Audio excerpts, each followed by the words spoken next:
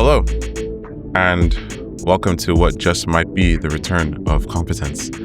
My name is Ebube, and this is Popcorn for Dinner. We are in good hands, people.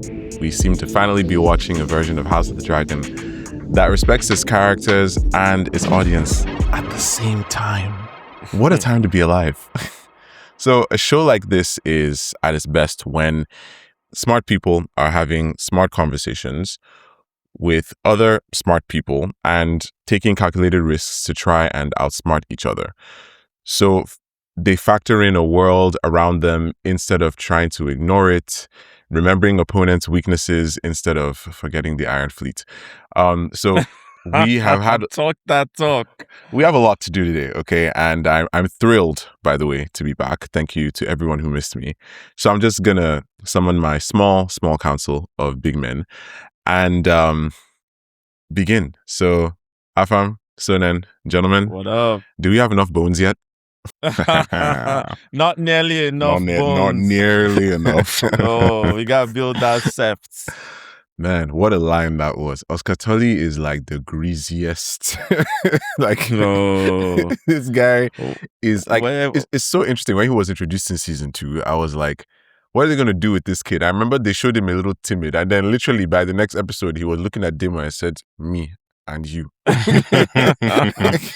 Inside this Riverlands, it's not big enough for the two of us. No, Who do you think for is real. a badder kid, him or Lyanna Mormont? Who's like a No, badder? Oscar Like, Tully. Oscar over Lyanna? Okay. No, you know what? Actually, we haven't seen Oscar yet actually in battle. We've That's seen true, him after true. battles. Lyanna, I know she could throw hands. We saw that one. It went toe to toe. And she was against younger a giant. as well, so that gives her points. Yeah. Exactly. But Okay. the way Oscar is talking, man, yeah, I think he's tasted battle and he likes it. No, because it's I interesting, because think he's he also a good enjoys it. strategist. And then, this idea, both from the book and the show, like to pair him with Roddy the Ruin, like, Yeah, is it's like beautiful. that combination is literally Cole's worst nightmare. Like, this Brokeback storyline they've been on, right? It's literally like now they're at the end. He's been marching towards their death. And I feel like now audiences will be like, did this happen to Cole because he wanted to die, or was Cole actually outsmarted? And I think it's a bit of both, but more on the outsmarted side, because it's like, so much could have gone down that didn't. It's not as if he wanted to die in, impunity. So Yeah. I feel like he just expected the world and his enemies to grant him his wish of a chivalrous exit. And it's like, bro, we don't like you. So the way it happens in the books is far more poetic. Well, I'll say far more, but it definitely shows their thinking behind the way in which Cole died. So Cole already talks about in our last episode about how he wants to die as a warrior and have people sing songs about him. In the book, that is addressed directly by the Rivermen and Northmen who come to kill him, basically saying when he challenges them, to 1 versus 2 or 3, basically saying, oh, we know you want to go out that way, but we're going to make sure you don't go out that way. The quote is, I'll have no songs about how brave you died, Kingmaker. And I feel like even the way they did that specific point here is like, it has even more shock value and weight. And this is one of those moments where shock value actually is value, because Black Ali just doing what she did, she didn't even ask permission. Like, they said what they said, and you could, like, when Cole was like, oh, come and fight me, like, Roddy the Ruin, his face kind of goes down a little bit. He's looking awkward as like, why would we do that? And literally before anybody can say anything, the first arrow comes. And then they show her, they even show it from her perspective, her shooting, and then the second one goes in. And then he's looking, he's like, it's almost as if he's about to say, bro. Come on, bro. I was going to fight. And then it goes into his face, and it's like, yo, what the heck? Like, this whole thing, I am the realm's greatest warrior, and I will die as such. And they will sing songs about it. Like, what? Putting aside the fact that he is still pining for Alicent in that moment, despite stating that he's pursuing this glory for himself, when he said that last week, I was like, who's going to tell him? I think what even contributes to that confusion for me is after they have that first little skirmish, she literally screams the high tower words. We light the way. I was literally It's like, that's bro, how, you're just talking about how like, you bro, don't want that's to how serve you nobody. know. That's how you know where his head is.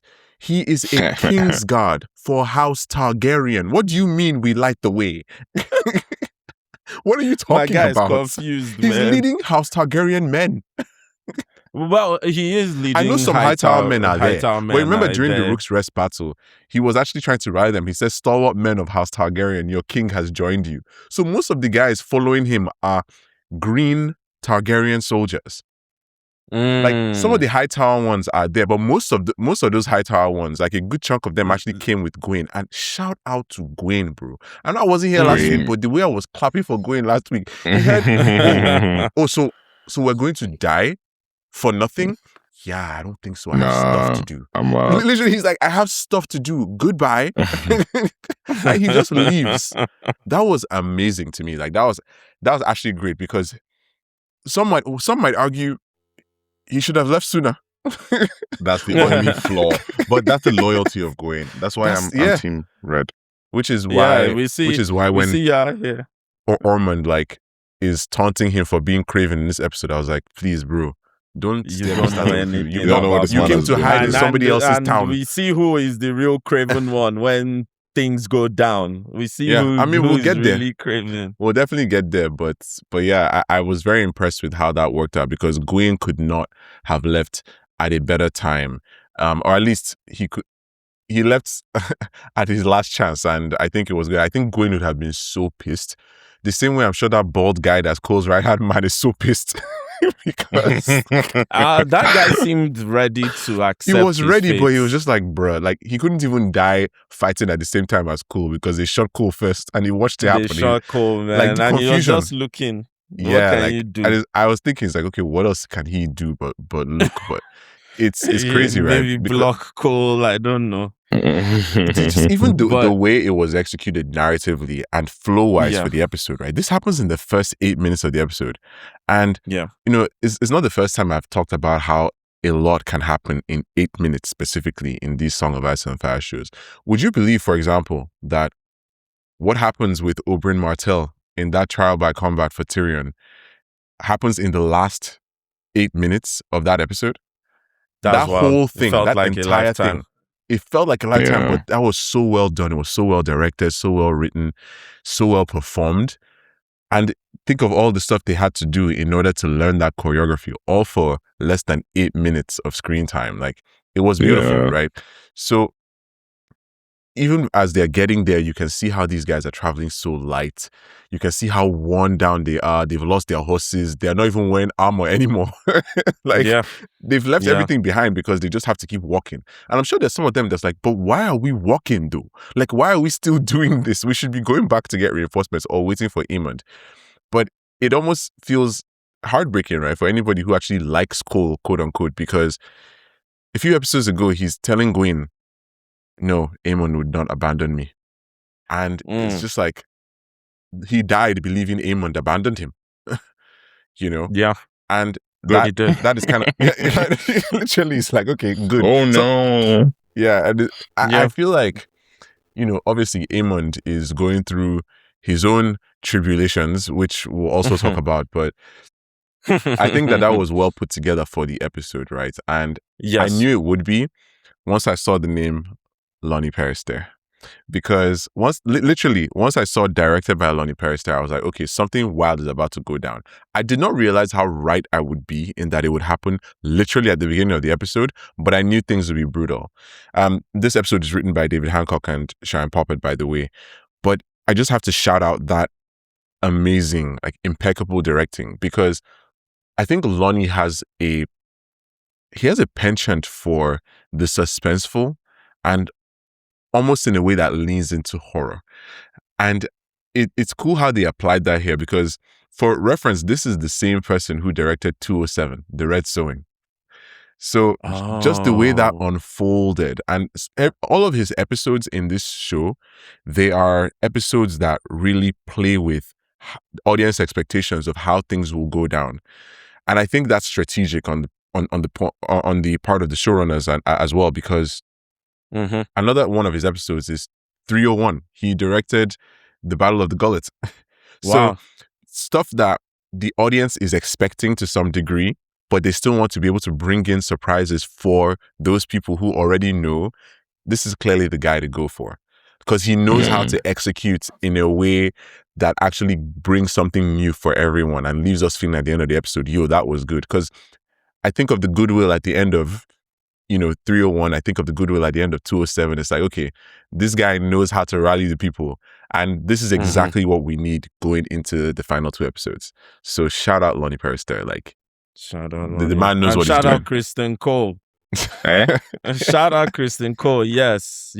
Today is the Criston Cole apology. His farewell tour. But to be honest, right? Like, I think Fabian Franco, the person who plays Criston Cole, he did a really good job. He did so good. Right? And we should have known about the death flags, because after last week's episode, I started seeing interviews about him coming out. I was like, why is he talking so much? It was that last battle scene was really good. And I know people, when Criston Cole said he's the greatest warrior in the realm, they were rolling their eyes, but he's good. This is the guy who trained Daemon. I mean, we saw it. Like, he defeated Daemon in battle. If and you remember, with a Morning Star as well. That's such an interesting choice. Like, yes, he's great with the sword, but the fact that he's even better with a Morning Star says so much about his raw skill and his experience. Well, is it a mace or a Morning Star? Because that's very controversial in some circles. That's true. During I wasn't sure. I felt that it was more Kingdoms. closer to Morning Star in this episode. Is it Morning Star? I believe a Morning Star is on a fixed pole, whereas a mace is on a chain. True. I thought it was the other way around. Me too. Actually, I don't know. Because I feel like I've heard someone call it a Morning Star. Like, in my head, it was a mace, but then I feel like I heard someone in the show refer to what Cole uses as a Morning Star at some point. But maybe I'm wrong. So I guess we can just call it both. Or I guess we'll lean towards I'm thinking of a flail. Never mind. A flail. Yes, Okay, you might that's be what I'm right. thinking of. It's maybe a flail. But Yeah.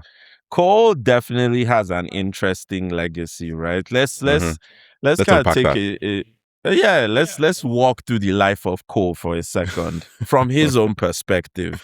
This is a guy, right? Who, that's good. You should do his perspective, and then I will do the Ram's perspective, because let's do his perspective. He came up as someone who looked ethnically Dornish, right? In a place that was very against the Dornish, a child of a damn near commoner, who rose by his fighting skills alone to not only become the Queen's Guard, but to become the protector of the heir to the throne. And eventually Lord Commander. But before we even get to the Lord Commander part, the fact that he even rose to that by just the virtue of his fighting skills alone is amazing, and is probably what he never imagined he'd get to that point. And then he swears this oath, and he means it genuinely. But then he gets seduced by Rhaenyra, and after breaking his oath to be with her, he then gets spurned by her, which obviously he should have known. But that goes to his naivety at the start of the show. After all that, then he gets spurned by Rhaenyra, changes the course of the 7 kingdoms by cleaving to Alicent, who he then also gets spurned by and has the relationship with. But later he'll say it's the women's fault. He sure will say it's the woman's fault, but clearly he was looking for something. He was looking for some sort of validation, I don't know, love. Yes, because Ormond says it, right? And even though Ormond is a dickhead most of the time, he says that all of the time. He talks about striving commoners, and that usually they're doing it to fill a need. And in Cole's case, I think that need is recognition. He just wants to be seen. He wants to be remembered. And remembered, exactly. And he tries that by being a Kingsguard. He tries that by the woman he tries to align himself with.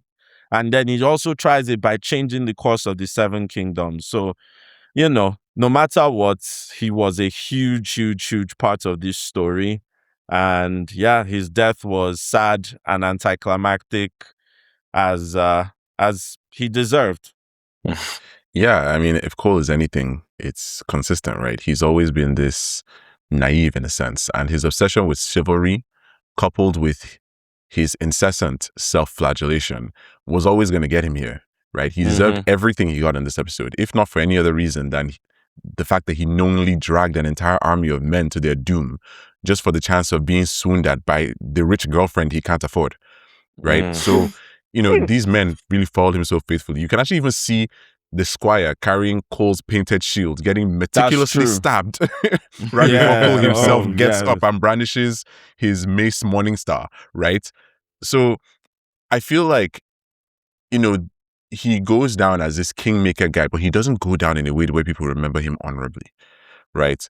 We can't really talk about how all of this ends just yet, but I think by the time this is all over, people look at the people who are the main players and they're like, this person was in the right, this person was in the wrong. And I don't think most people believe Cole was in the right at all.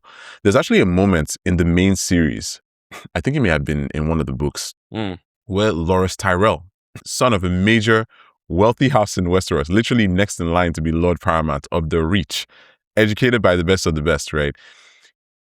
He's having this moment with Jaime, and Jaime points out Cole's sigil, and Tyrell, he just looks blankly and goes, "Whomst?" Like, I don't know who that is. Like, and that's crazy, right? This is somebody, I don't think Loras Tyrell, like, he had his issues, but he was not like a foolish person, right? He wasn't dumb by any means. So like, he would have known who that was. So the fact that he did it just tells you that Cole is literally not in some people's syllabus of what is important to teach children, right? Which is the opposite of what he wanted. So I think to some degree they've done this in a way where it's easy to feel for him, right? Yes. This is somebody who most people don't like. In fact, I don't think I've ever seen anybody really speak positively about him on the internet. So wait, do you like Cole or you don't like Cole? No, I'm saying I don't like Cole. I'm one of them.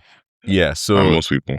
Yeah, so Cole is not our favorite, but I think they were able to paint him more as a tragic figure in this episode than just as some random villain or something like that. Like his absence is something that we will be thinking and talking about as the show progresses towards its end. And I think that's saying a lot for somebody who people don't like. It's not like his absence is going to loom over the series like Tywin or anything like that.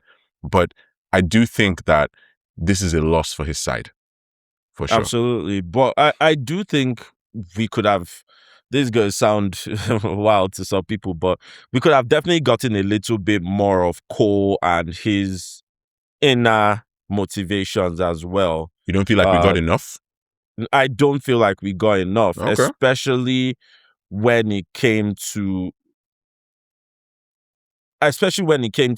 after he was spurned by Rhaenyra, before he goes to Alicent, and why he goes to Alicent. We get a lot of it around Rhaenyra. We get a lot of it around after the dance of the dragons or the battle. This idea of feeling like his honor is the only thing he has left, and he's basically besmirching it at every turn. Exactly. So it's like, how did he, after he felt like he had lost his honor, continue down that road? How did that connection happen? But all in all, definitely, I think they tried their best to make him the events of the time skip. You're talking about like maybe a mini Cole storyline or explainer for what happened in the time skip between episodes 105 and 106. Exactly. Okay. Yes. A little bit kind of showing like how that antipathy deepened against like Rhaenyra and how he drew closer to Alicent. I think in those that episodes, time they did a good job of at the very least showing us that it was there, because he ends 105 at Alicent's feet. She stops him from killing himself. And then 106, the first time we see him is at Alicent's bedchamber. Outside it, as Rhaenyra and Laenor are bringing in Joffrey, and he's just looking with such contempt. And it's like, what happened here? You can feel that there is a difference in his demeanor. And by the time they get to Driftmark and Aemond loses his eye, like, you can see what Cole is trying to do in that episode, and it's like Daemon and the other Kingsguard literally have to hold him back, which is crazy. So it just felt like, definitely, like, you've lost all your purpose. Alicent gave you purpose, but how? In what way? Like, how do you replace the desire to be a Kingsguard and those vows with Alicent? Like, I wish you could have gone a little bit more of that. But, you're right, Cole, tragic character, layered character, a man that has tried to make himself and been unmade multiple times in this story. That is true. His self-making was relentlessly undone this season. Yep. And sometimes by himself, sometimes by others. Yeah, the realm's greatest warrior, man, killed unceremoniously by snipers. And it's interesting. In his prime. One thing I also found kind of interesting about that, and I guess Loni Peristere should come and answer to me about this. Yeah. Cole gets killed by 3 shots to the upper half of the body, including one above the neck, just like Jace, which is also, like I said, an episode that Loni Peristere directed. So, bro, something you want to tell me?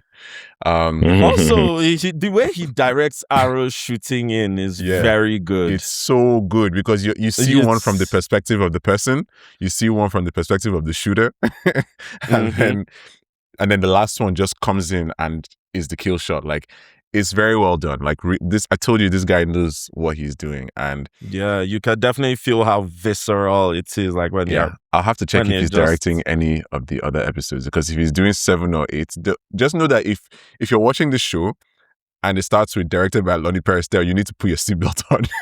There's going to be some well shot violence. Yeah, and I actually love as well that that scene, especially at the end when he's holding Alicent's favor, which anybody who's really emotional will probably really, love that. It transitions to Alicent and Helena locked inside a wall, right? And I really wonder, do you guys think she's thinking about Cole? Absolutely. That, I think, was the real kill shots. Is the fact that it transitions to someone who is literally his last thoughts, and she does not even think about him at all. Man, and she's got her own problems. It's crazy. Made and unmade. Even his memory has been unmade. Like, it's really tragic. The fact that the last conversation they have is what is that? I think in 205 or 206. And they don't even know. Like, he gets that haircut and it's like, you know what, I'm emo now. And he's emo. She just looked at him like, bro. And you can see that was kind of, I guess, a bit of a breakup for them. I don't even remember what it was that happened right before then that kind of gave her the ick to some degree. But they would never have guessed that would be their last conversation. And I think it was him killing Lyman Beesbury. No, that was in season 1, but because their relationship starts after that happens. Because I know that they go to Rook's Rest. He's traumatized. He comes back with the head of a dragon, which is something that nobody will ever regret doing. But anyway, and then she's saying goodbye when they're going out again. Goodbye to him and to Gwen. And I guess that was interesting, because there was no idea that would be the case. And I think I do still have some more thoughts about Gwen that we will get to. But I do want to talk about Alicent and her motives here, right? Because I suppose my question for you guys, just so we can cut to the chase, is like, what was going through your minds when Alicent immediately copped to the pregnancy? Is it that she feels she doesn't have options anymore? Is it that she's just down to throw? Like, book Alicent was a lot of things, but I feel fairly confident that she would never have been in a situation where she would have given up 3 of her children to Rhaenyra. Like, in this episode, Rhaenyra and Alicent's whole relationship towards her children, who, by the way, are Rhaenyra's literal siblings, goes from, yeah, go tell me where this guy is, to, you know what, that one, go kill him for me.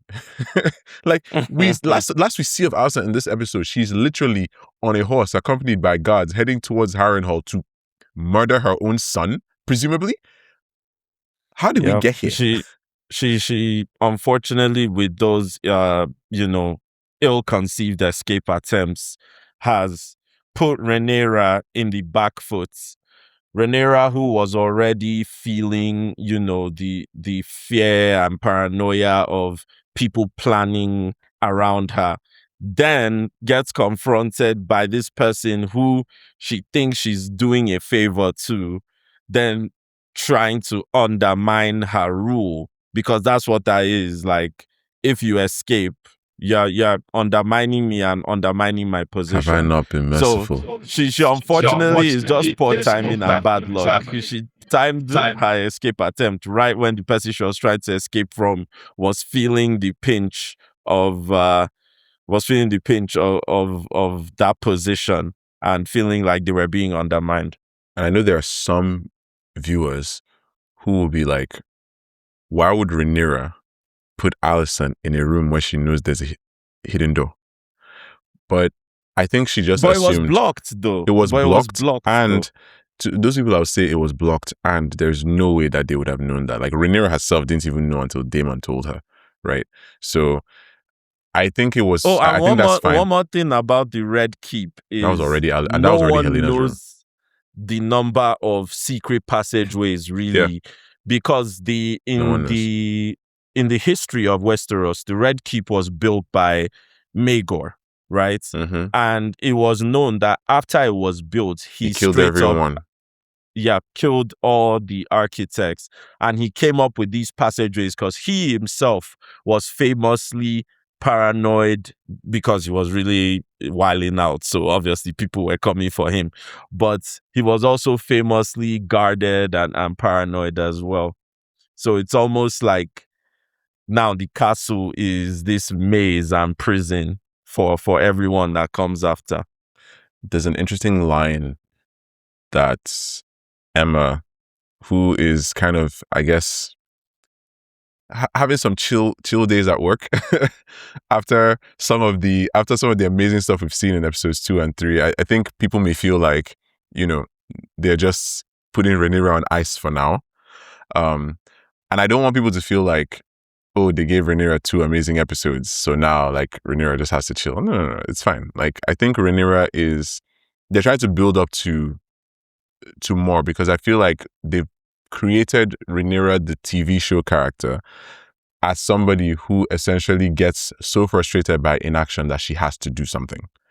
And now she's in a position where she's dealing with Alicent, forcing her to deal with her in ways she doesn't want to, And of course, like I said, there's this amazing line that Emma says where, Alicent says, you can't confine Helaena like this. And Rhaenyra is like, I didn't, but now I must. Because you guys messed up here. You've put me in a bad position. Yeah. And even, and there's also another line from Alicent, right, where she says, did I not tell you that you would become what you didn't want to be? This whole thing of telling a mother to go and kill her son is like, I mean, Alicent just looks at her and is like, I told you. She says that in response to when she says, I can't leave Helaena, and she has this. She smirks and says, "I will look after her," and I was like, "Hey, that's smirk." Like, I'm like, is this how we're doing now? Like this? When did you start being like this? Yo, that was straight up. That was straight up a Daemon answer. Yo, that was crazy. That she Oh had my to say, God. like, yeah, this thing has changed. You've changed, bro. Like, that was actually such an amazing line because it obviously has its face value, but then it's also like a bold-faced threat. It's like, if you like, don't go and come back. That exactly. And it's so funny to Wow. see how Rhaenyra is even over Alicent trying to use their past relationship about, remember when she says, to everyone else, yeah, Hightower, you're my enemy. And Alicent's like, to you? And Rhaenyra like, don't not try me right now. Do not try me. Don't try me right now. Fantastic lines. I love it. I actually All really that love has ended. Like, you can't use that. You just try to escape. Like, you can't use your please face on me anymore. Do you guys think Rhaenyra will ever find out that Miss Arya is lying? I mean, Afam, how many household staff It's members inevitable. will Miss Arya have to snuff out to cover her tracks? It's literally inevitable. It's that one there, you're a liar. Okay. Like just like that. What are you doing? Just like that. So she's going to have to kill the person that killed the household guard. Man, Miss Arya needs to someone needs to red wedding her right now. I'm not a fan of that character. I'm tired. Yeah. Because she's so annoying. Literally she's not even as good as she thinks she is, which is just my problem. You're playing both sides, which is fair, but you're being sloppy about it. Because Alicent can throw you under the bus now at any time. Alicent can literally just be like, "Oh yeah, well you sent Lady Miss Arya here," and then Rhaenyra will be like, "Wait, Miss Arya? Miss Arya? Didn't she tell you about the pregnancy?" And then Rhaenyra will be like, "Yeah, bet." And Rhaenyra asked her directly about that. Did you know? Also, Miss Arya is such a bad liar. You can literally see her jaw tensing when she's lying. Yeah, she's Rhaenyra. like, no, I did. I didn't know about it. And then immediately goes to start killing household staff. It's like, they're going to catch you. And when they catch you, that one has always been a liar. Think about what that's going to do for Rhaenyra's deteriorating mental condition. Rhaenyra is such a bad queen. Can we also discuss that? She's such a bad queen. How is this the culmination of everything we spent the past how many years building up into? It makes such total a bad sense. ruler. It makes total sense, though. Neither her nor Aegon was efficiently prepared for this role. I was cringing at that petition scene. So the petition scene. Yeah, that was definitely something. It definitely was something. When she's asked about the Silent Sisters, right? And the girl who was kidnapped. And she's about to say she'll do something and then she changes her mind all of a sudden. What was yours takeaway there? Why do you think she changed her mind? And instead of doing something, said, I'll light a candle instead. Because she was trying to think, what is the thing I can say that's going to make my rule even more illegitimate and cause more problems? And that's the best she could come up with. Because other than that, I don't understand what she's doing. It's interesting. Just like father, like daughter. My thinking there was maybe she's still feeling some resentment to the common people after the graffiti. And in addition to, the gold cloaks getting killed, maybe there's just some distance with the common during people that there. scene is, I think, okay, to answer your question, I feel like she did that because she didn't want to kind of capitulate too much to them, partly as a show of strength because of what she's been hearing from Daemon. That could be it.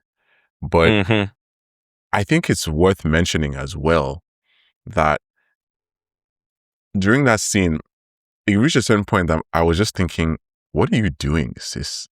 You're here arguing with peasants? What are you doing? If Daemon was here, he would just be shaking his head. Because you're trying to project strength, but you're arguing with them. You're giving them a platform to argue with you. And every time something like that happens, I find myself thinking, would these people be doing this if it was a man sitting in this chair? I don't know that they would, and I think I have to hand that to the show every single time because they do a good job of continuously making us ask questions that pertain to that central theme, right? Of how well are women suited to rule, and can society accept them as rulers?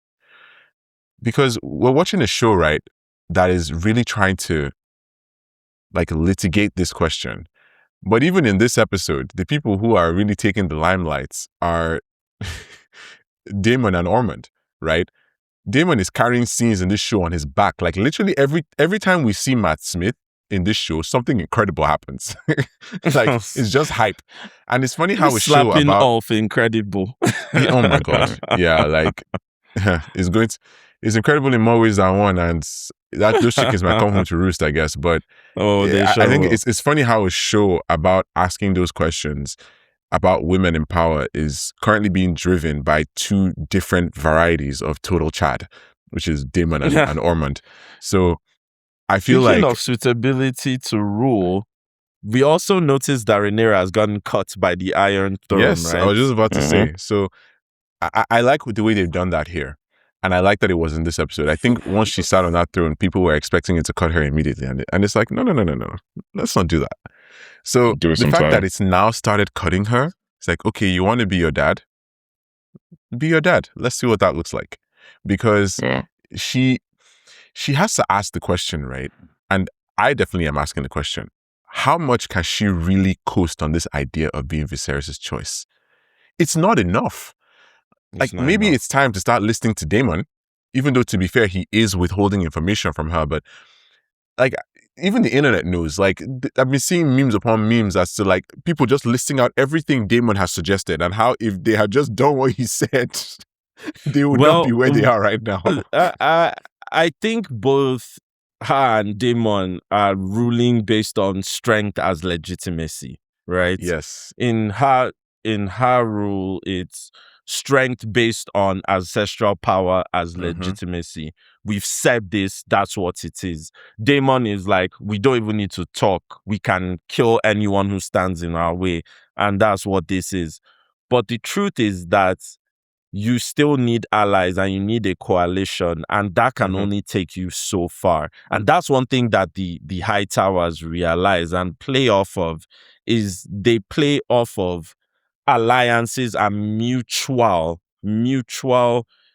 satisfaction, mutually beneficial relationships, beneficial relationships, as opposed to Rhaenyra and Daemon, where it's but that's just the thing. I think that's what the show is trying to really like lay out for us here. It just goes back to the saying, when all you have is a hammer, everything looks like a nail. When all you have is a dragon, everything looks like kindling. Yes. So the Targaryens, like I love what you just said, because it just falls right in line with my thoughts on the fact that this is Targaryen exceptionalism at its worst. Because Targaryens know nothing other than commanding power via strength. That is all they've ever done, right from the time of Aegon the First. Well, there were some who were better at it than others. Yeah, of course, because those ones were trying to actually kind of integrate themselves into the world of Westeros. They were diplomatic. People like Jaehaerys the Conciliator, for example. That's exactly who I'm talking about, yeah. The thing is, though, a lot of the other ones don't have that level of sense. And Daemon and Rhaenyra specifically are Targaryen purists. Daemon in the sense of, you are the queen of dragons. Your strength is your legitimacy. Those were his literal words in episode 5, right? And then Rhaenyra is like, while Daemon is a Targaryen purist in the form of dragons over everything, Rhaenyra is a Targaryen purist in the form of prophecy over everything. So that's my legitimacy. Like, I have the prophecy. I was made heir. I have the dragons. Why is this not working yet? But here's the thing, though. Ruling through brute force, through brute strength, that is a traditionally, quote unquote, male tactic, right? This is a male approach to ruling that doesn't really have nuance traditionally and doesn't seek to make alliances. Whereas the High Towers, despite the abject misogyny of someone like Ormond, they employ alliances, they employ stuff like, spies looking for how to kind of infiltrate. These are things that traditionally women had to resort to because they didn't have the brute strength and military power of men. So Ormond is out here touting Miriam Martell, a woman, saying that she had special intellect for a woman, which is terrible, obviously. And he's emulating that kind of thing, and obviously links directly to what he's doing in King's Landing. So you have these traditionally feminine forms of power wielded by a misogynist. And you have these traditionally masculine forms of power wielded by somebody who comes from a culture that champions that, but was never really trained to do it, and is a woman. So there are certain things that she would want to do that she feels like she can't do because she has to project strength in the traditionally male-centered way of her family. And she was not prepared to do that at all. And even if she was prepared, the people who are watching her being ruled by her would not even allow her to have peace doing it because they still don't recognize her as having the right to wield that kind of power because she is a woman. Like, this is a whole system of paradoxes. Do you think when Daemon eventually finds, the gentleman who was part of killing the gold clothes, who was on the wall, by the way, when Alicent first came to that was King's the guy Landing. that she talked to, and they showed his face, and people should have known, this guy is going to be important. Yeah, we missed it. I missed it at first. I was Same. like, wait a second. But he says, I'm back now. he says they'll never embrace her. You'll never make us You can burn embrace us, you her. can kill us, you will never make us embrace her. I remember hearing that in the trailer, actually. I didn't know it would be from him, but I actually thought maybe it would be from someone like Roxton. But to hear from someone like this guy, that just shows you the conviction that these guys are. Like, he literally says that they're doing this for Daron the Daring. Shout out Team Red. Who? yo, This red drag is killing you. You could be Daron out here with that I could be red Daron out drag, here. man. Yeah, I mean, these guys are fighting for something. It's interesting to me how Ormond is able to command such loyalty. You think part of that is the misogyny? That's where that's coming from. Perhaps maybe he has, kindred spirits with some of these people who just don't want women to succeed. Maybe that's it. But at the same time, I think there's this whole thing of, Daron should be ruling. A man should be ruling. So maybe they're not rallying behind Ormond. They're rallying behind someone who isn't Rhaenyra and who also isn't Aegon. Maybe that's the case. Maybe these men have more Hightower allegiance than Targaryen allegiance. Even they wear the Targaryen sigil, but their cloaks are green. So who knows? Yeah. Who knows? I What know. a time. Because it's the one true king. I guess. But I mean, even he doesn't believe he's going to be king, and he says as much in the episode. he doesn't when want he's to. talking to He Gwen. has his values, right? And he says all that to Gwen, and even before we get to that whole thing, like, you can see how Rhaenyra's reactions to things kind of set us up for that whole scene, right? Because first of all, Baratheon's audacity, like, I've never liked Varys Baratheon. It's not a secret, right? The fact that now he's like, okay, let's go and fight the Vulture King. What is this? Is this an episode of Demon Slayer? Like, I don't even, like, it was just, I was like, what do you mean, bro? Like, he's playing in both ways. That's the thing. Like, this is obviously just a thing where the Baratheons, and even, to be honest, certain great houses, because we haven't even heard from the Tyrells, they don't want to get involved in this. They are trying their best to stay on the outskirts, and just whoever wins, we just swear to you and we move on with our lives, right? And I have to say, I love how this current crop of Kingsguard is consistently ready for the smoke.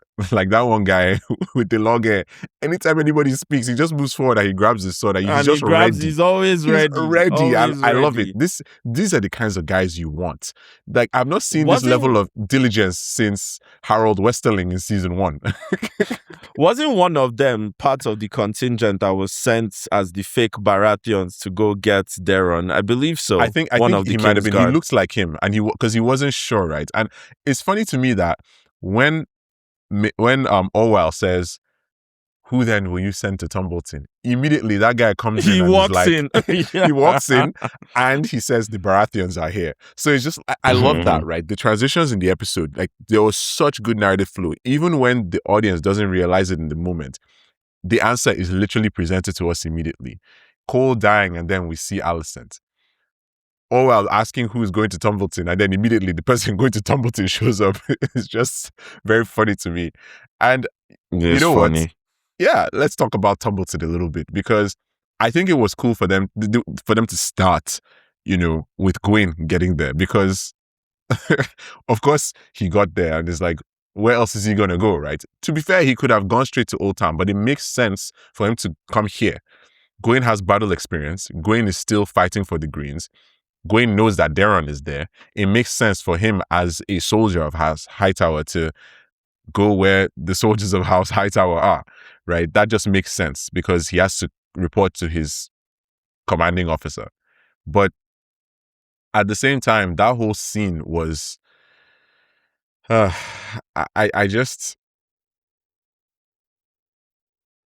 love how it shows the relationship between these two people who grew up together. Like, Gwyn called him a stiff-necked windbag, which is honestly at this your point favorite line of this whole show. You've said that like 5 times now. it's like a nice way of, like, it's just such a nice way for them to flows, stiff-necked like windbag. it just works, right?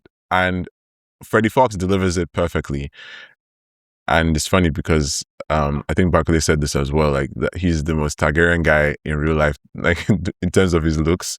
But it's cool, the role that he plays here. And I love how they show his relationship with Daemon, which has been alluded to, right? So what did you guys think of that? Because these are dynamics that we would not have been able to see in the source material. So what was your take on us getting to actually, see how Daemon interacts with other people? And not just that, but the fact that he can look at Gwyn and be like, yo, Brian, this guy is insane. But like, what do you want me to do?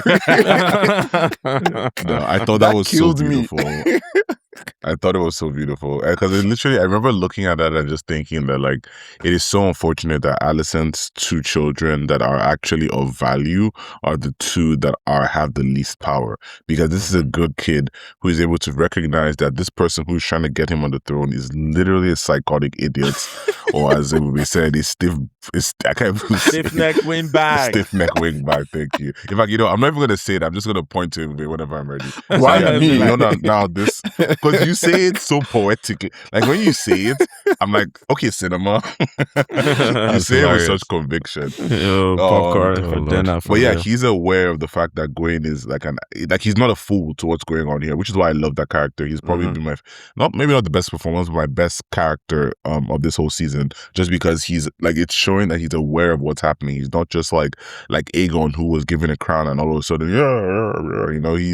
he's aware. And you see with his relationship with Gwyn that, they're both very reasonable people who just happen to be on, well, I guess depending on whether you're Team Black or Team Green, on the wrong side of the war, I like both of those characters, and him just being like, don't leave me here with him, I'll never sit on the throne, It's so sad, but it's beautiful. And Gwyn himself has power, right? Because he's second in line. So he should be in Old Town, waiting out whatever happens. To have the first and second in line both out here fighting doesn't make much sense. So he understands that. And if something does happen to Ormond, then House Hightower is going to be descended from Gwyn, from Otto. From Otto, yeah.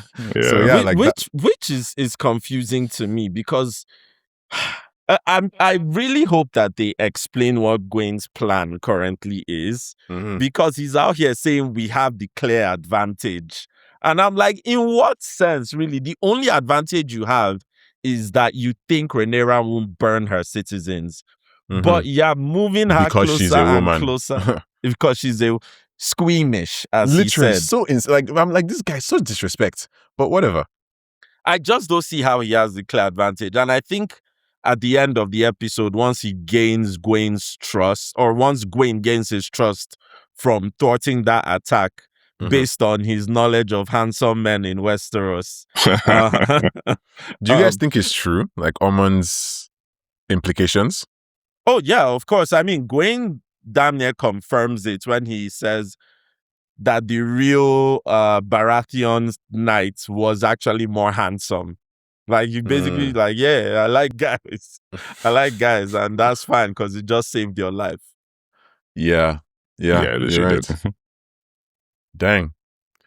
Such But layered writing and character work, like literally in just that one scene. In just Because- that one scene. And it shows Gwen's skill too, right? Like Gwen actually Gwen had was skill. going Gwen really in. knew what he was doing. I think And he was talking as he was doing it. literally, too. he's just like, yeah, this is light work for me. Like I've been rocking around with Cole in the Riverlands. I've seen life. I'm seeing life, man. Also, Yeah, and- the shot of Ormond puking afterwards is Because Yeah. from the beginning he couldn't handle the smell. And literally, right, They did that on purpose. they did that on purpose, 100%. They really did, because Rhaenyra has already been told that he's sensitive to odors. to smell. So they knew that would hold him like in a way where he wouldn't be able to operate. And it's interesting that Yeah. that's not just a preference thing, that it's literally like at this point a It's a medical thing. condition. Yeah, literally, it's a thing. Like, he needs medication. And the fact that we see them coming in right after, you know, Hugh Hammer decides to hammer somebody out of their carriage, I feel like just them coming in.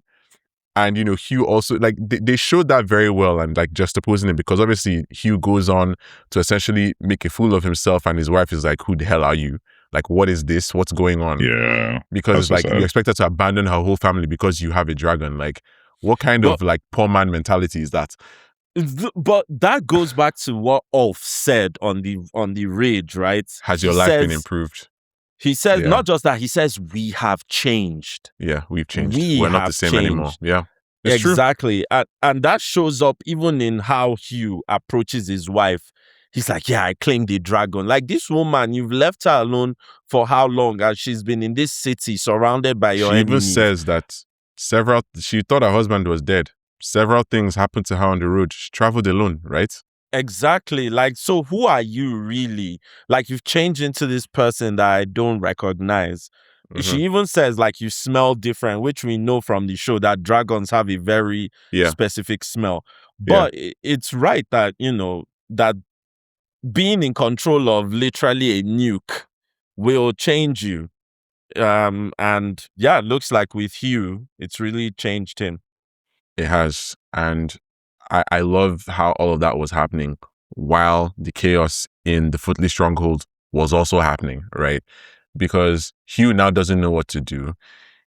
It's interesting that his quote-unquote being spurned is coming from his wife, whereas from Ulf, it seems to be coming from the people that he thought were giving him legitimacy, which they didn't, right? Daemon had a great storyline in the episode, infiltrating, pretending to be a gold cloak so that just to lure one of those guys out and then actually succeeding. Excellent Daemon moment. But then right after, you can, as he's walking, right, you can actually see the moment when he sees Ulf. And you can see the way he rolls his eyes, and then he slams him in the shoulder, and then he's like, "Watch where you're," and he's like, "Oh, sorry, my grace, your prince." You know, and the fact that he slaps him, puts him onto the ground, and then steps on him, it's like, yo, you're doing the most, bro. You've elevated this guy to being a knight now. You have, like, there's certain things you should not do. I have to say that was an error on Daemon's part. So I hope those chickens he don't fucked come up. home to roost, because Ulf is very, very disgruntled. And Yeah. Hugh has lost essentially what he's fighting for. So now it's like, these guys that you're giving nukes to, are they stable? If they are not stable, their Are dragons they are not stable. happy? Are they satisfied in your employment? Probably Exactly. things you should be thinking about. Like, they thought they were Exactly. getting benefits. So, But know, the 401k plan Hughes- is not real. like, Ulf has been given a dragon, but he can't access ale. Hugh has been given a dragon, but he still hasn't gotten his house that he keeps asking for. Yeah. So, Like, I don't know Hughes, how I that's don't gonna understand more, but Ulf is just trying to have a good time with the boys. Like, just want to Yeah. hang with the boys. Let him hang with the boys. What the what the hell? hell with the lads? Not a single ale with the lads. Literally. And it's so funny that but it says a lot about his character. If he had not just, like, insulted Daemon, he would have bumped him and Daemon wouldn't have noticed. But he had to be like, you know, he has a dragon now, so he can say what he wants. Only They've to bump changed. into the Prince Regent or King, The whatever King the fuck you call Consort. King Consort. Consort. You told him to bump into the King Consort, you know. Yeah, That was unfortunate. It is unfortunate. Yeah, Yeah. that was a deadly slap. But it wasn't even the worst slap of this episode because Baela getting a slap. Oh, it was Rhaenyra getting Sorry, the slap. Rhaenyra. Well, Baela got slapped. But that's a different... That's a different kind of slap. Which, oh my God, that Rhaenyra slap, I kept looking. I'm like, did they actually slap her? Because They had that to didn't have. look fake. I That did did not. not I look mean, fake. it was definitely fake, and these guys are good with their direction and effects. But just I don't know, man. That thing looked real. the jarring Yeah. image of a rich white lady slapping a black girl that looks like that. That's I don't know if they want to deal with that kind of thing with it being real. So I have to say though, That's fair. the slap was justified. I'm so sorry. I don't Yeah, want what the fuck is she doing? I don't want young women getting slapped, but Rhaenyra, what are you doing? You said this What is are the you life you doing? chose. They didn't tell you to choose this life. Nobody had a gun to your head. Nobody even had a dragon to your head. You had a dragon. You could have gone home, but then you didn't. Then you could have gone home again, and then you didn't. No, you didn't. Then you could have gone Yeah. home again. And for anybody who's losing track, I'm talking about when she flew to Dragonstone but didn't fly to Dragonstone. I'm talking about when she could have flown back to Dragonstone but then flew to the Vale. They didn't I'm fly talking to about when Daemon Dragonstone. showed up and said, let's go home. And she said no. Then she's like, oh my God, I saw Baela. I need to go and fly to her. Are you dumb? Just to see her. What would Just you even to have see her done? and do what? And do what? After Daemon, well, I guess she doesn't know that Daemon covered for her. Or Well, why would she be at least she expecting him didn't to do know. anything otherwise? Yeah. It That was just so goes silly to from show, her. that dragon behavior changes you. You start not acting in your right mind. Yeah, but one can be argued. Has she always been acting in her right mind? Because, And it's Jane Targaryen Arryn without too. a dragon. That's all she's Oh. wanted is a dragon. Oh, Jane now Arryn she's is a like, dragon. bro, what now? are you? Honestly, Jane Arryn is like one of my favorite characters too. Oh my god. Because she's The like, chills. I don't want problems. She's like, I just want to Yeah, stay in my mountains and live quietly. I'm playing with my dog. The Knights of the Vale, they never. That's one thing about the Knights of the Vale. They never come down from that mountain. They just chill there. Who did she throw through the moon door at the start of her scene? That's a great point. I don't know who that My was. theory is that it was someone who saw Rhaenyra. Oh, that Maybe. makes sense. Yeah, I even like how you're thinking far about it because I feel like the show wanted it to just come off as they wanted to remind us that the moon door is there. And they just what wanted did she it to be even fun. say? Like, Because she says, they fall funny she or basically said something. that never gets old. Yeah. Yeah. That's It's one thing crazy. I love about this show is that the books, the moon door is just like a door you open and it just pushes you out. When this one is like in the floor of the Yeah. Of the capsule. Eyrie. So Game of it's so Thrones much did a better very good in- job in establishing the- that. And Yeah, obviously these establishing that. guys had to really build that whole set for this season. Yeah. Down to the That's chair and impressive. everything. And Yeah. the commitment to that production value is very nice. I have no idea what Rhaena thinks she's going to achieve here. Jane Arryn has already said, if I don't want to see you again, you can be around, but I don't want to see you. If I have to see you, we're going to have a problem. Dragon or not, I'll cut your head. Or I'll push you through the moon door Yeah. to see if your dragon will fly and get you. I don't know. Oh. So yeah, it's crazy, but I guess Also, I was gonna say another thing is let's consider how far that Rhaenyra is pushing Baela and Adam to search for these dragons. Like they are all the way in the Eyrie, which is like almost all the way east. The town that they're flying towards, Iron Oaks, almost so far northeast from King's Landing and all the way on the other side from the Riverlands. Like how far is that's why are Baela they and Adam flying? continue to show up looking exhausted. Yeah, they're flying across damn near the whole continent looking for Vhagar. Yeah, it's wild, right? And we Where is see Vhagar? that we see that that's a very good question, to be honest. But That's the question. we actually innit? see that exhaustion, right? When Baela is just sitting in the dragon pit and Alyn, who by the way is the king of teleportation now, is going to speak to her. And I say that just because honestly, it's still plausible. I don't think he's actually teleporting, but it is interesting to me that in a single day, he goes to talk to Corlys and comes back. And then Where comes to is talk to Baela. Corlys, though? That's the question. So that question of where Corlys is something that my brother and I have been discussing literally for like 2 weeks now. Because the fact that, okay, I was saving this for later to some degree, but the fact that Roxton and his guys are able to find him in an area that's essentially the size of Manhattan. It's like they're able to find him so easily. And so it's easily, like, yeah. But I don't think it was that easily. I do think that they could have pinpointed his location, they could have tracked them, and that they could have asked questions from people who were around. And as well, they could have followed the literal trail of hanging triarchy bodies. So I think that we have enough to consider it plausible that they found them and they were essentially just waiting to pounce on them. But putting that aside for now, it's like Alyn is here. He's talking to Baela. He's stating what happens. And then all of a sudden, something just awakens in her. And it's like, I was like, okay. Yeah. I think I was like, girl. So I was trying to. First of all, I did not like that scene, man. Adam might be. I don't know how Adam's gonna feel because I feel like he thought he had a shot. I think this is the first time we've seen incest, with people of color in this show, and it's rubbing me the wrong way. But it was always gonna happen, bro. It was always gonna happen. It was, but I'm like, no, not us. I'm kidding. Bro, right from but it's different now because they didn't grow up together. So it's like, yeah, but that's still her uncle, though. Yeah, but like they didn't grow up together. They don't know each other from anywhere. If anything, it's Adam. As far as they could have put incest stuff. Yeah, I thought it was going to go that way based on the last episode. But that's what I'm saying. Like, I'm saying Adam is probably sad because he probably thought he had a shot, Yeah, and man. Shoot.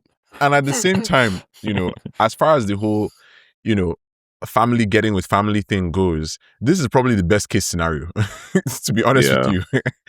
Like, on a scale of Aemond kissing Alicent to whatever else you can get, this is probably on the better side of that scale because she barely knows him. And I remember literally from episode 2, bro. From episode 2, right after Jace died, the audience was already like, Baela, what's going on, girl? You're giving those guys a little bit of a look. Nah, even Harry Collette, who plays Jace, and Abubakar Salim, Harry said to Abubakar, like on Instagram, he's like, bro, I'm not even cold yet. Like, leave my girl alone. Already marking on my babe. But to be fair, she was the one putting moves on him. The way she put, I couldn't tell if that scene was bold or if the scene was clumsy. So I don't know. Maybe I'll let you guys decide because. I mean, that one, I don't know. Like, I'm trying to see where the attraction came from. I guess she's like, you seem like you have a lot of. They connected on both their fathers running away from their grief. Mm-hmm. They connected on that. But I'm trying to see like how it goes from there. I think she likes how capable he is. I think she likes how dutiful he is. And that's something she liked in Jace as well. I think she was trying to secure a dirty thing. I think she was just having one of those days and he was there. Or maybe it's just one of those things where, as the internet likes to say, Yoruba demons. They're just Yoruba guy, the Abubakar Salim. I don't even know. I don't know what he is, but the fact that literally boy shows up on the screen and then all of a sudden the one black girl in the show is like, actually. That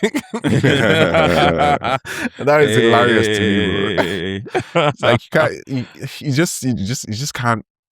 You can't find the aura. It's just don't so you funny ever want to forget it all? Just do what you want. And he's just there like, he's like, what is it that you want? You, in this case.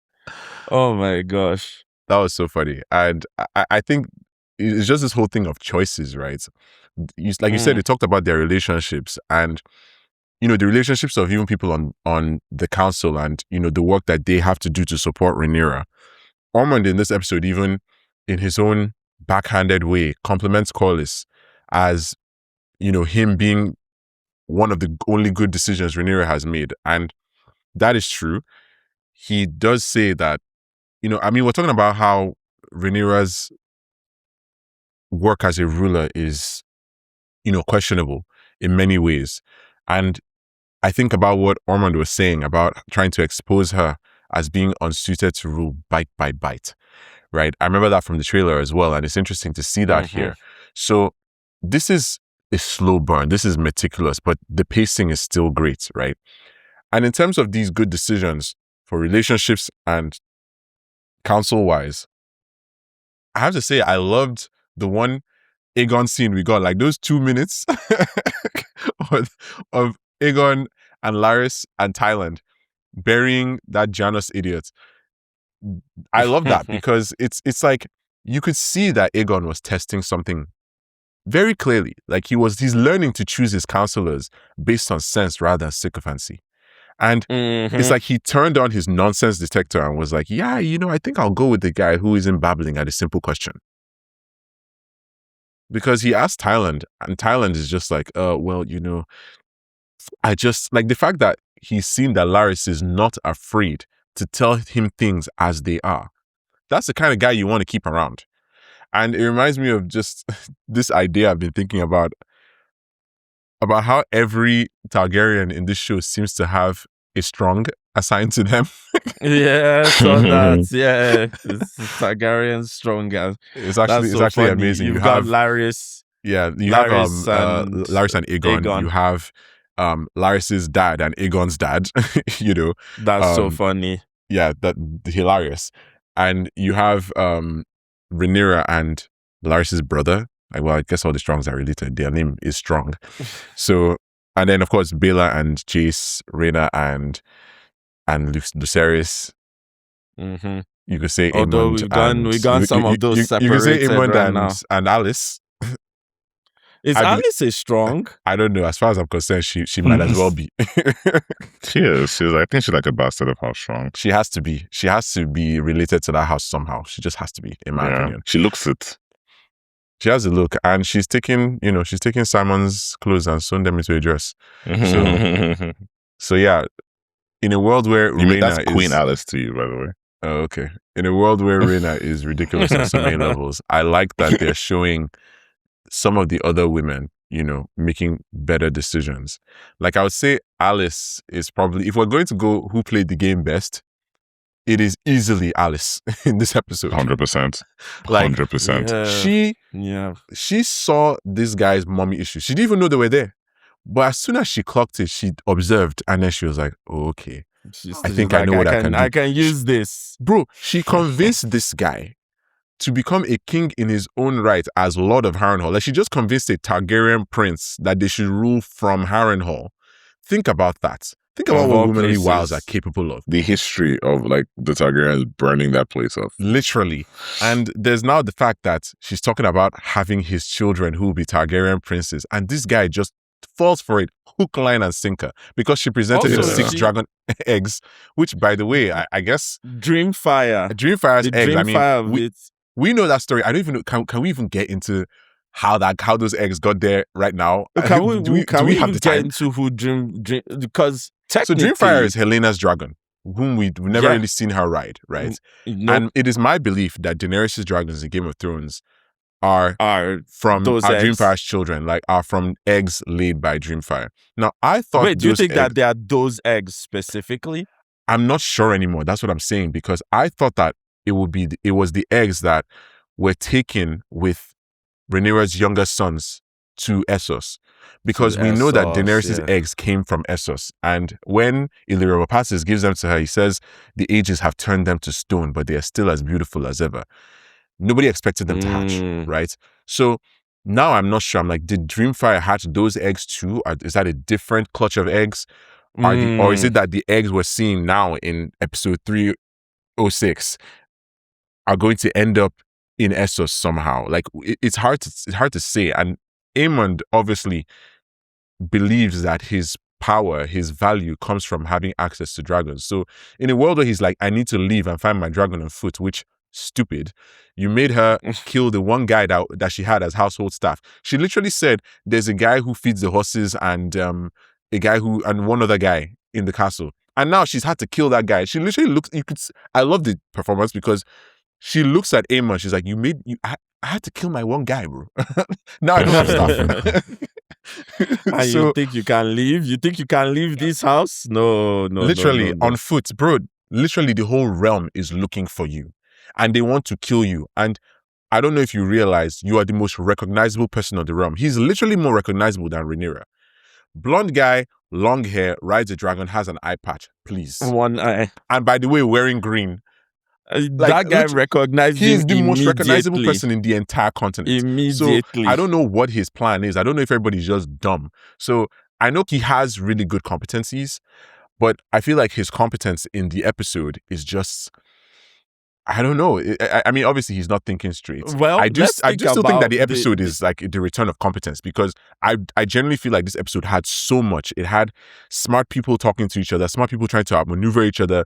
This Baratheon infiltration thing that Rhaenyra did is probably the smartest thing she's done. That was such a good plan. That really was about to work. If Gwen was not there, that would have worked. They would have killed everyone, including Daemon. If Gwen wasn't there, it would have worked. If Gwen wasn't there and if Gwen wasn't gay, those two things. Fair enough. Man. See, that's why you gotta keep a gay friend by your side at all times. You never know when they can come in handy and save you from a assassination plot. True. But so then, what do you think Alice's long game is that she isn't telling Aemond? Because I don't imagine she's telling him everything. I don't imagine she's telling him being completely upfront. Either. So I'm looking back towards Helena's embroidery, right? If you recall, which Alicent used to tell Rhaenyra where he is.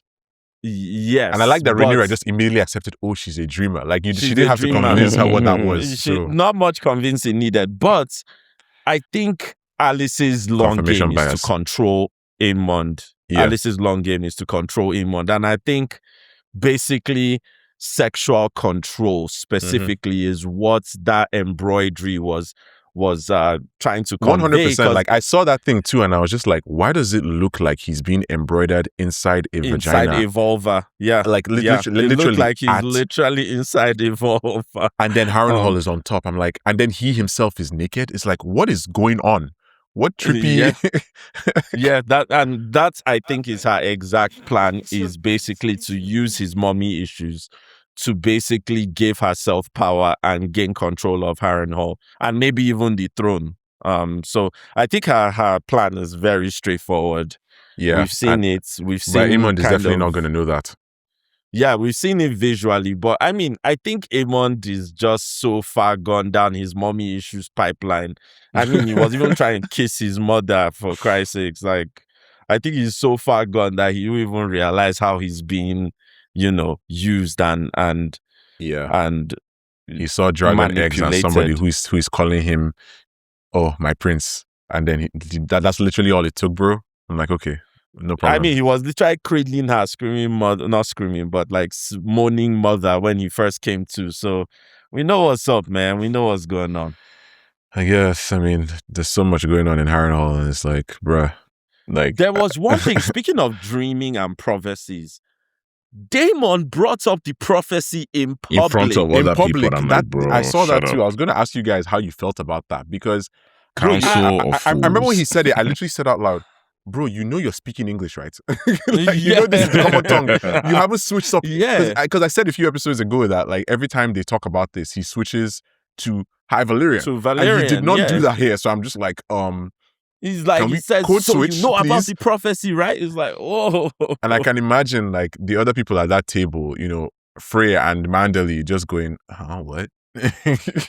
They're not supposed to know prophecy? About that. Orwell, as much as he's done a good job of preserving himself, is a maester and definitely should not know about that. We have to make sure that they don't know about that. So yeah, that goes back to the whole maesters against dragons conspiracy as well. Yeah, exactly. So I don't know. And I mean, I know Daemon was going through a lot, right? I mean, I'm sure he was so mad that he was right about these guys needing to be paid. Like, the fact that they were deserting was hard, and he had to take matters into his own hands. So I guess we'll see how the whole Gold Coast storyline goes from here. I mean, I think this just speaks to Daemon's whole idea of the small folk and who they are.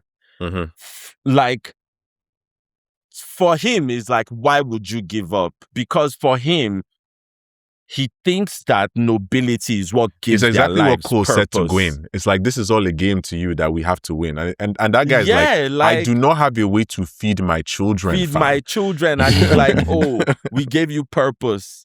Like, and it goes back to even when in the small council meeting, Daemon is like, just burn them. Like, they will swear allegiance to whoever. And he's like, know? I'll fly on Caraxes to the Footly Stronghold. And I mean, I don't trust any phrase ever in any era, but the fact that she's like, because a dragon is such a precise instrument, I was like, actually, you know what? Talk your talk.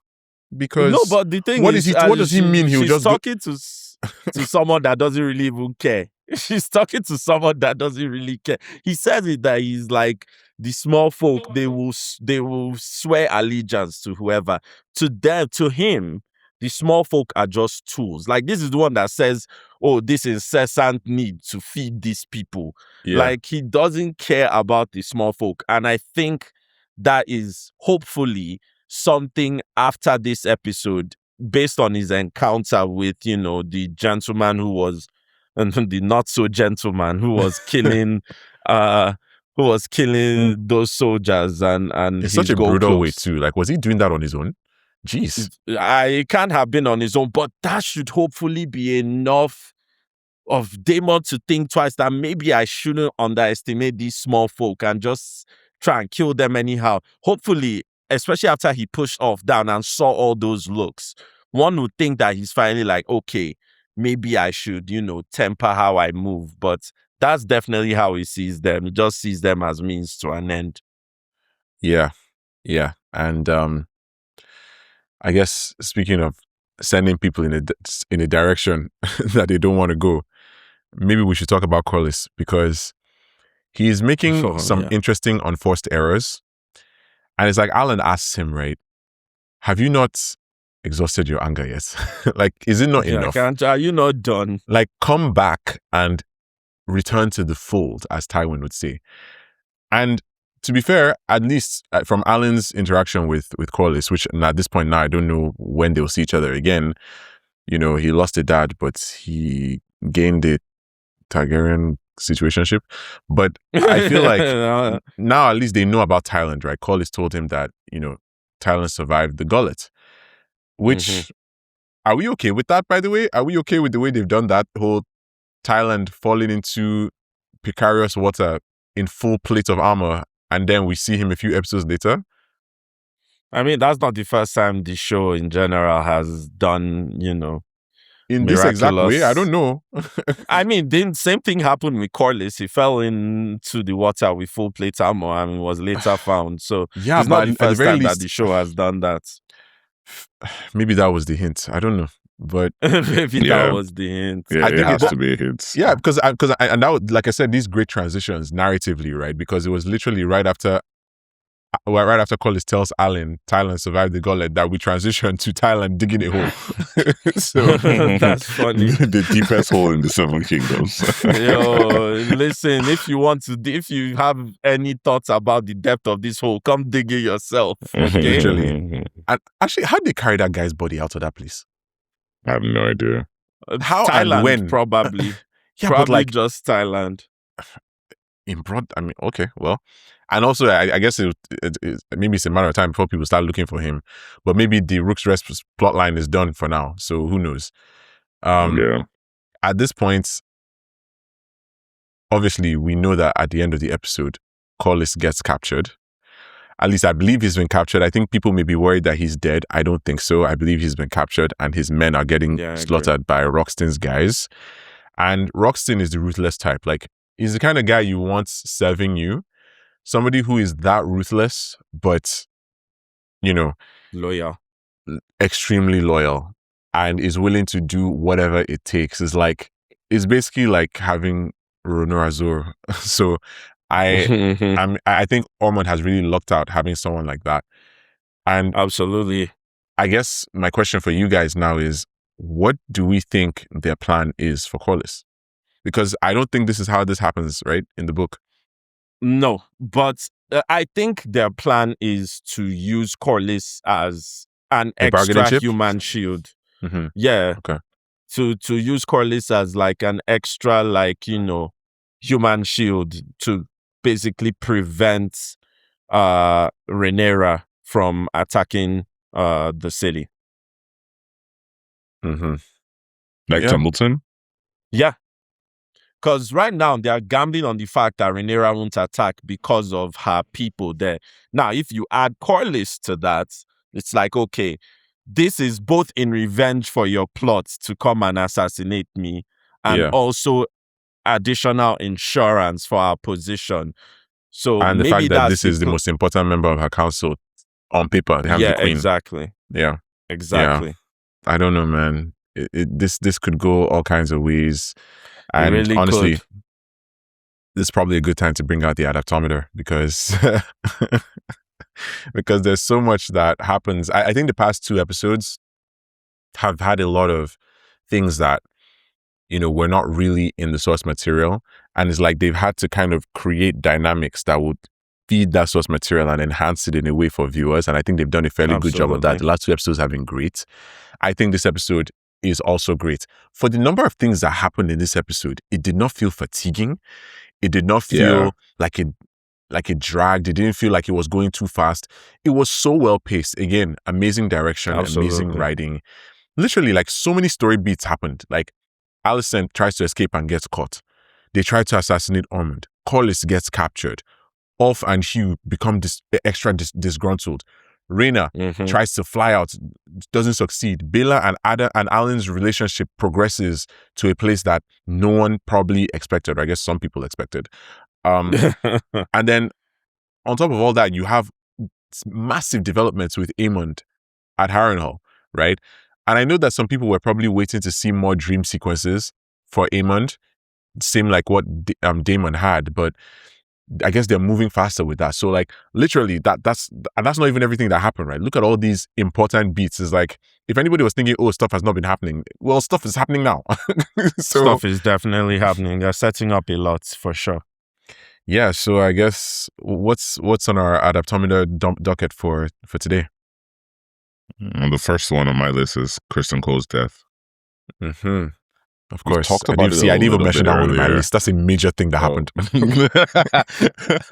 Yeah, just the first like 15 He's minutes already of being this episode, forgotten. We haven't mentioned it. I think Criston Cole's death was well adapted. It I was think very so well too. adapted. I think so too. Yeah, Really well I use that as a done. plus too. Really engaging to watch, really shocking for the Yeah. audience, really done in a way that makes the audience question how they feel about him. And that's how you know you've done good character work. Yeah, that was a very good ambush that they did in the show, pretending to be dead, and then them celebrating only for That's like straight them out to of the look book, around and be right? like, we're surrounded. That whole Yes, thing where so they in the pretended book- to be dead and then they got up. I think Yes, people were that- worried that they were not doing that anymore, but they did. Yep, they They definitely well. did. Yeah. In Does the it make books, up it was for even a the little more absence brutal. of fish Mm. feed?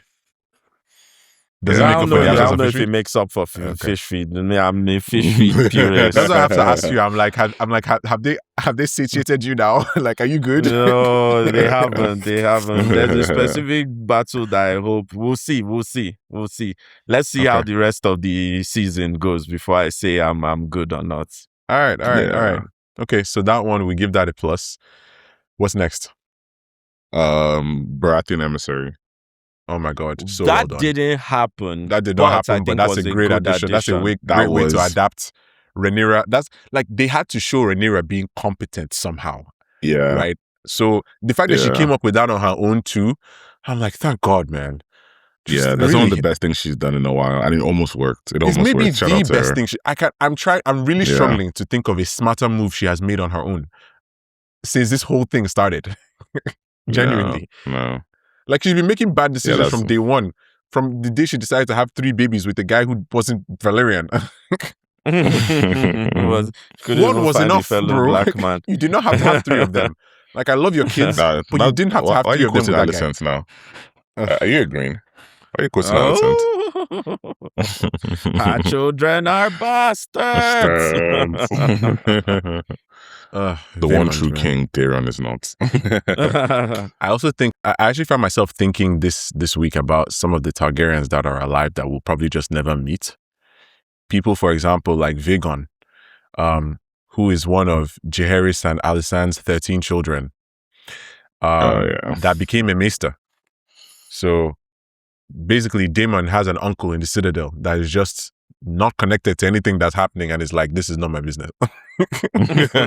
Honestly, probably the best way to get through the Dance of Dragons. Yeah.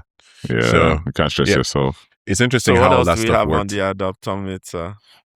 We have Helena's pregnancy. Also, this episode, I never said, oh my God, Helena, she was going through so much. She really was. She was She's going self-harming through so much. too. Yeah. She's going through so much. I'm struggling, guys. And I think I need a hug. Yeah, Helena is going through quite a bit. And I think interesting Alicent's one. lack of sensitivity is something to really point out here, because Alicent has... she's here... She should know what it's like to have to give up your children, right? And she's now forcing that same thing on her daughter. Like, she was really trying to make Helena escape without her daughter. It's like, why? Why do you want to inflict that on your child, number one? And number two, why are you trying to just give your granddaughter to the wolves, or I guess the dragons? Like, what are you doing? Like, there's no need for... She just wants to get out. Like, and I love that, Helena asked her that, like, she's like, oh, it's so we can escape, and she's just like, is this so we can escape or so you can escape? Exactly. Like, if you want to go, like, go. It doesn't matter. Yeah. If you want to go, go. Yeah. Like, and that was very sad, because Helena she's being pushed towards the brink, and I don't know that it will end well. It's a very precarious situation, because Helena is losing support from the one person who should be supporting her. You're supposed to be in this together. You're forcing her to escape when she doesn't want to escape. Even when she agrees to escape, you're saying she can't bring her daughter. You lied to her that Jaehaerys was going to be waiting for them on the other side. Like, Alicent, it's not looking good for you, bro. No, not at all. Not at But all. in terms of an adaptation, I think that was a good addition. It didn't go that way in the books, but I think there's a lot of narrative depth that So could you be guys exploited think there. that it's bringing enough narrative depth to make up for the fact that Maelor didn't exist in season 2?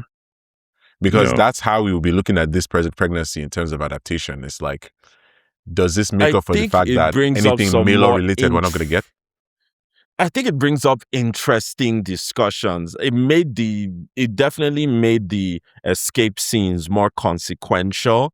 It definitely adds a wrinkle into the whole discussion and eventual wedge that's starting to form between Rhaenyra and Mysaria. So even though it's not a direct adaptation from anything in the source material, I think it's a good addition. You're saying it's providing value that would otherwise have been difficult to get in a TV show. To explain why the escape attempt was so necessary and so important. It's a good addition in my opinion. Fair enough. I guess we can give that one a plus. I was going to go neutral, but I think I have been persuaded to say that one's a plus.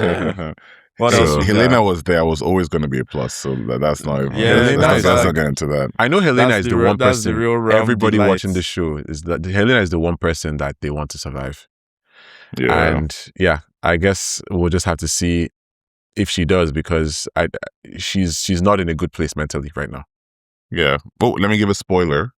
Helena is not alive when Dany's around. So, Valamogul is... Sorry, for a second, I was actually worried you're about to drop a spoiler. I'm like, oh. I did drop a spoiler. Hello. You know what? That's fair. None of them are around when Dany's around. I mean, What's next on Corlys' Capture? That one I will put as a neutral for me, because I want to see what they're actually doing with that. Yeah, that should be a neutral. Like, is there going to be payoff from that? That should be a neutral. Like, and even the shock value of it is like, I don't know. That to me is in the pits of hells of negative, because what the fuck are they doing? That did not happen in the books, and I saw that and I was stressed, because I was like, how are these guys teleporting across this map? That's the thing. Like I said, that area, because Corlys is essentially patrolling the Kingswood, which normally people are not even in the Kingswood. So is that where because that is? they're looking at the area between King's Landing and where the Kingswood starts, but then you see they're surrounded by a lot of forest, and because they're patrolling the whole coast, and that would include the Kingswood. So literally, they're patrolling an area that's bigger than Manhattan. Okay, that makes sense of why Alyn was able to get to him relatively quickly. But They're like, not how that is- far away. Yeah, they're not that far away. That makes sense. They're not makes that sense. far But away, to- but it's still. So for me, Alyn getting to him and getting back is not the issue. I think the issue in terms of how it's adapted geographically is how was Roxton able to pinpoint his location, especially when you think about where Tumbleton is too, because Tumbleton is also not far from the Kingswood. far, yeah. But you're So coming there's from like the a other direction. triangle of information. Yeah, You're coming from the other that's why direction. that's a neg for me, man. Yeah, so I'm not sure. Neg in the Corlys pits could have of been hell. anywhere inside there, but I'm wagering that he was near the coast and that he would have been fairly not too difficult to find based on tracking, based on questions, based on the trail of triarchy bodies, and based on the fact that these guys are moving stealthily in a small unit. So yeah, we'll just have to see. Maybe But they had a spy in his camp. I don't know, but still, it's like that to me was a negative. I wasn't a fan. Yeah. I say let's see how it goes. So what does that end up? What's the consensus on that one then? Well, Yeah. the fact that we have two neutrals and a negative probably makes it negative. I think it makes it neutral. It's because you guys like 2-1, yeah. So, Okay, Yeah. fair enough. I'm just I want to see how that pays off in the narrative before I Okay. decide. Anything else? Then Hugh and off. Oh, that's definitely positive because they are setting things up that I cannot even talk about in a very interesting way.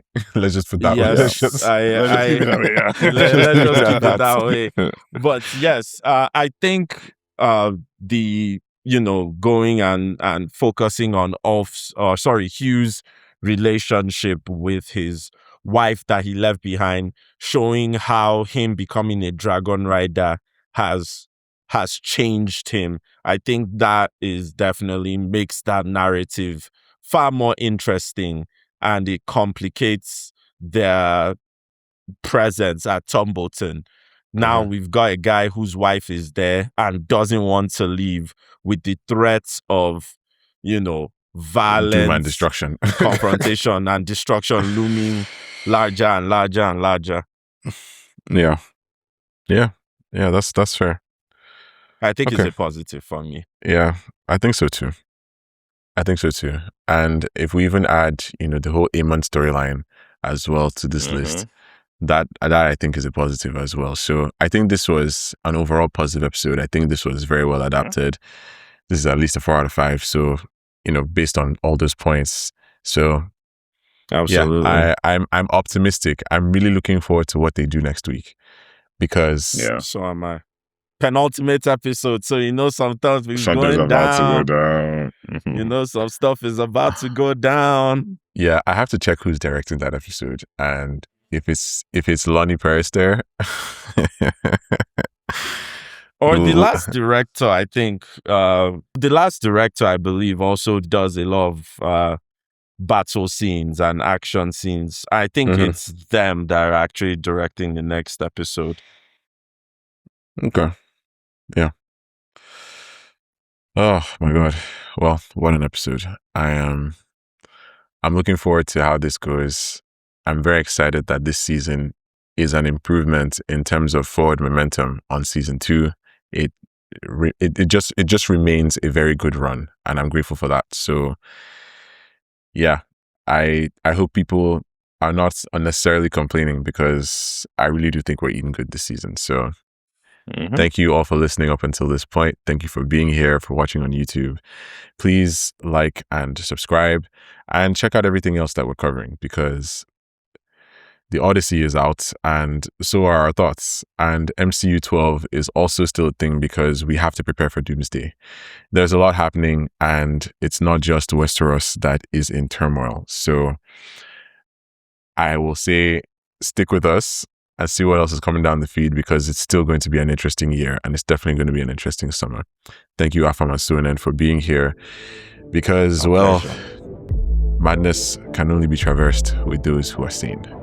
So, yeah, I guess as far as this episode is concerned, as far as the rest of the season is concerned, we're just going to have to see if they stick the landing. And I have faith that they will. So I suppose till next time, gather your bones.